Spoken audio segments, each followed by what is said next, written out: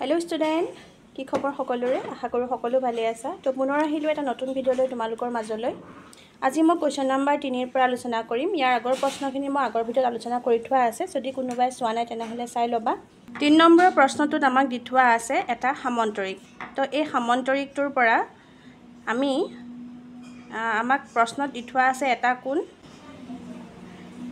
a টোৰ মান দি থোৱা আছে আৰু আমি এতিয়া বাকিকিটা কোণৰ মান উলিয়াব লাগিব এইকিটা কোণৰ মান আমি উলিয়াব লাগিব আৰু প্ৰয়োজন হলে আমাক ৰেখাকিডাল বহাই লবও কৈছে তো ইয়াতে চোৱা যদি তোমালোকে ৰেখাকিডাল বহাই পেলাই জুখিবও পাৰা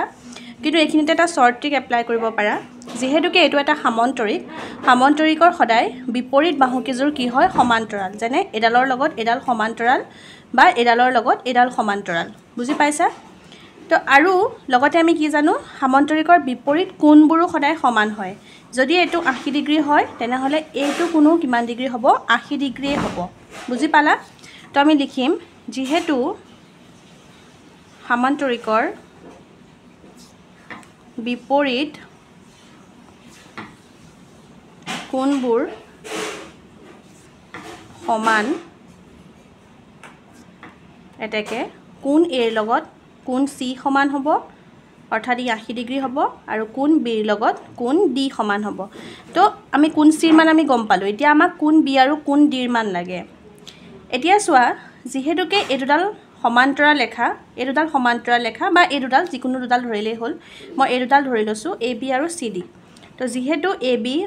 সমান্তৰাল cd আৰু ad ইহঁতৰ ছেদক এখিলাকে বুজি পাইছা মই যিকোনো দুডাল সমান্তৰাল ৰেখা লৈ লৈছো তোমালোকে এই দুডাল ল'ব পাৰা যদি এই দুডাল লোৱা তেনেহলে লিখিব লাগিব ad সমান্তৰাল bc আৰু ইয়াতে cd ছেদক বুলি ল'ব লাগিব হয় cd ল'বা নাইবা ab ল'বা দুইডালে ছেদক হয়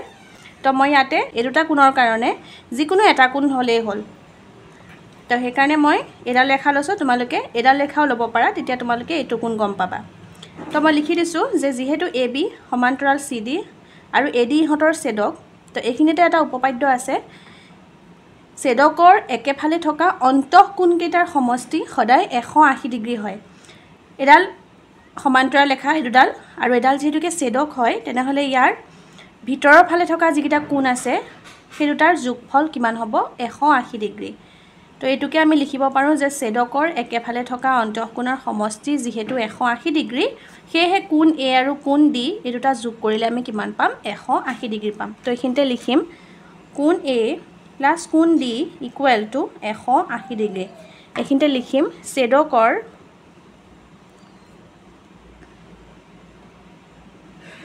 একেফালে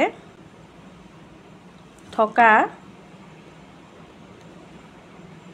অন্তঃকোণৰ সমষ্টি 180 ডিগ্ৰী বুজি পাইছা এইখন এতিয়া মানকিটা বহুৱাই দিয়া কোণ a ৰ মান আমি জানো 80 ডিগ্ৰী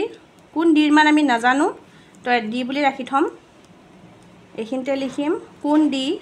80 টো ইয়াৰ আগত প্লাস আছে এফালে গলে হ'ব মাইনাস তো 180 ৰ পৰা 80 বিয়োগ কৰিলে আমি কিমান পাম 100 ডিগ্ৰী অৰ্থাৎ এই কোণ d ৰ মানটো কিমান হ'ব 100 ডিগ্ৰী কোণ d টো যদি 100 ডিগ্ৰী হয় তেনেহলে কোণ b টো কিমান হ'ব 100 ডিগ্ৰী হ'ব তো এতেকে কোণ b ইকুৱেল টু বা এতেকে নহয় ইমপ্লাইজ দি দিলেও হ'ব কোণ b ইকুৱেল টু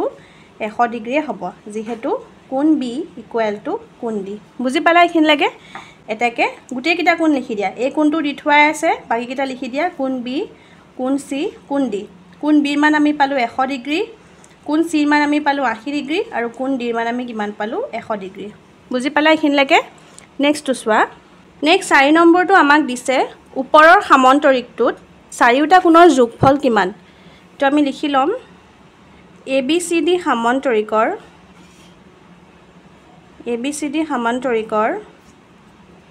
কোণ A সমান 80 ডিগ্ৰী কোণ B সমান 100 ডিগ্ৰী কোণ C সমান 80 ডিগ্ৰী আৰু কোণ D সমান 100 ডিগ্ৰী এটা গুটে কিটা কোণৰ যোগফলটো খুদিছে গতিকে এতেকে কোণ A প্লাস কোণ B প্লাস কোণ C সমান যোগ কোণ D গুটেটা যোগ কৰি দিয়া 80 যোগ 100 যোগ 80 যোগ 100 100 200 আৰু 80 160 200 160 কিমান হৈ যাব 360 বুজি পালা তো আমি কি লিখিম এটাকে সামান্তৰিকটোৰ চাৰিওটা কোণৰ যোগফল সমান 360 ডিগ্ৰী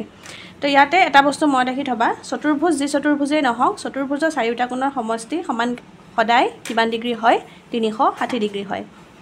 আৰু ত্ৰিভুজৰ 180 ডিগ্ৰী অন্তঃকোণ কেইটাৰ সমষ্টিৰ কথা কৈ আছো মই বুজি পালা তো আশা কৰোঁ তোমালোকে বুজি পাইছা চাগে আজি ভিডিঅটো মই ইয়াতে সামৰিছো পুনৰ আহিম ইয়াৰ পিছৰ অংকখিনি লৈ পেলাই ভিডিঅটো শেষলৈকে চোৱাৰ বাবে বহুত বহুত ধন্যবাদ ভিডিঅটোৰ পৰা যদি উপকৃত হ'ম বুলি ভাবে তেনেহলে please like comment share and subscribe কৰিব আৰু কাষত থকা বেল আইকনটো দবাই দিব যাতে মই দিয়া ভিডিঅ'ৰ নটিফিকেশ্যন আপোনালোকে সকলোতকৈ সোনকালে পায় পুনৰ লগ পাম এটা নতুন ভিডিঅ'ত আজিলৈ ধন্যবাদ